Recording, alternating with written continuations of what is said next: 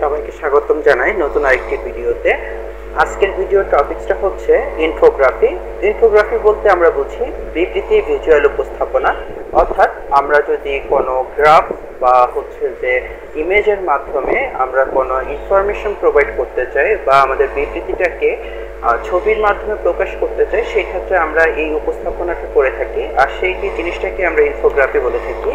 Infography করার ক্ষেত্রে আমরা অনেকগুলো সফটওয়্যার ব্যবহার করতে পারি। এর মধ্যে পিক্টোচার্ট, ইনফোগ্রাম, ফ্রিপিক, ক্যানভা ইত্যাদি খুবই জনপ্রিয়। তার মধ্যে যেহেতু নবম শ্রেণীর বইতে আমাদের জন্য পিক্টোচার্ট সফটওয়্যারটি নিয়ে আলোচনা করা হয়েছে, এখানে আমি পিক্টোচার্ট নিয়ে আলোচনা করব।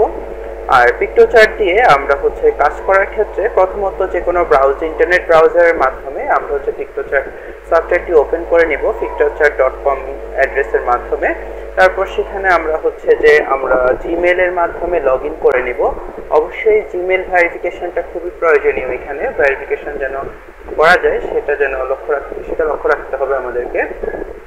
আর এই কাজটা, এই যে পিক্টোচার্ট ব্যবহার করব সেটা আমরা কেন ব্যবহার করব, আমি এখানে এডুকেশন পারপাসে ব্যবহার করতেছি, সেজন্য এডুকেশন দিয়ে তারপর আমি যে এটা আমার স্টুডেন্ট, কলেজ আর ইউনিভার্সিটির ক্ষেত্রে আমি ব্যবহার করব, ওইটাকে আমি আইডেন্টিফাই করে দেন আমি সাবস্ক্রাইবারটা পরে করলেও সমস্যা নেই, নট নাও দিয়ে আমি চলে গেলাম। তারপর এখানে আমরা চলে আসছি ইনফোগ্রাফিক্সে। ইনফোগ্রাফিক্সে আমরা অনেকগুলো ট্যাম্পলেট দেখতে পাচ্ছি। এই ট্যাম্পলেটগুলো দিয়ে আমরা চাইলে কাজ করতে পারি। যে ট্যাম্পলেটটা আমাদের কাজের সাথে যাবে বা কাজ করতে পারবো, যে ট্যাম্পলেটটা দিয়ে, সেই ট্যাম্পলেটটা নিয়ে আমরা কিছু পরিবর্তন করে আমাদের কাজগুলো করতে পারি। আর এছাড়া আমরা যে ব্ল্যাঙ্ক দিয়েও কাজ করতে পারি। তো আমি স্টার্ট ফ্রম ব্ল্যাঙ্ক থেকে কাজটা শুরু করব। তারপর স্টার্ট ফ্রম ব্ল্যাঙ্ক দিলে নতুন একটা উইন্ডো আমার জন্য ওপেন হবে। সেখানে আমরা দেখতে পাচ্ছি অনেকগুলো আমরা ট্যাব দেখতে পাচ্ছি, আইকনস, ইলাস্ট্রেশনস, 3Ds এবং ফটোস। আইকনসের মধ্যে অনেকগুলো আইকনস দেখা যায়, যেমন এখানে আমি একটা ফ্রুটস এবং একটা পাতার আইকন এভাবে দেখতে পাচ্ছি। তারপর ইলাস্ট্রেশনসে আমরা অনেকগুলো গ্রাফিক্স দেখতে পাচ্ছি, ছবি যেগুলো মেক করা হয়েছে বা ড্রয়িং করা হয়েছে। তারপর আমরা 3Dতে কিছু 3D পিকচার গ্রাফিক্সের মাধ্যমে তৈরি করা আছে, এগুলো আমরা ব্যবহার করতে পারবো। তারপর এছাড়া এখানে আমি একটা ছবি নিয়ে আসলাম যেটা আমাদের বইতে দেওয়া আছে, এবং ফটোস থেকে আমরা কিছু ছবি এখানে ব্যবহার করতে পারবো যা এখানে দেওয়া আছে। সেখান থেকে আমরা ছবি নিয়ে ইচ্ছা মতো ব্যবহার করতে পারি, আমাদের সুবিধার্থে যে জিনিসগুলো দেওয়া আছে। এছাড়া আমাদের এখানে আরেকটা কাজ যে আমরা যদি কোনো ছবি আমাদের নিজেদের কোনো ছবি ব্যবহার করতে হয়, তাহলে মাই আপলোডস নামক একটা ফোল্ডার আছে, সেখানে গিয়ে আমরা ডেস্কটপ থেকে ছবিগুলো আপলোড করে সেখান থেকে আমরা এটা ব্যবহার করতে পারবো, যেটা আমাদের জন্য এখানে অনেকটা সুবিধা আমাদের জন্য রেখে দিয়েছে। ওকে, আমরা এখানে যে বইয়ের মতো করে আমরা যে 6 সায়েন্সের একটা আমরা ছবি দেখতে পেলাম, সেটার আমি টেমপ্লেটটা নিয়ে নিলাম। ওই টেমপ্লেটটা আমি নিলাম ডিজাইন কম্পোনেন্টে গিয়ে, তারপর সেখান থেকে আমি খুঁজে বের করে নিলাম।